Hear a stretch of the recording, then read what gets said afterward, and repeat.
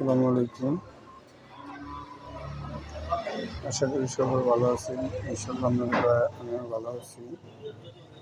সবাই চলে আসবেন কাপুরাঙ্গপুর আলম ভাইয়ের দোকানে। প্রতিদিন সকাল 7টা থেকে রাত্র 11টা পর্যন্ত খিচুড়ি পাওয়া যায়। আজকে গরুর খিচুড়ি নাই, মুরগির খিচুড়ি আছে। শুধু মুরগির খিচুড়িটা আছে, লগে শুটকি ভর্তা আর বাদাম ভর্তা আছে।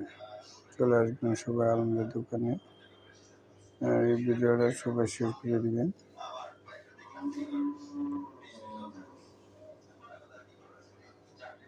লাইক দিবেন, শেয়ার করবেন। ঠিক আছে, তো ভালো থাকবেন, সুস্থ থাকবেন। আসসালামু আলাইকুম।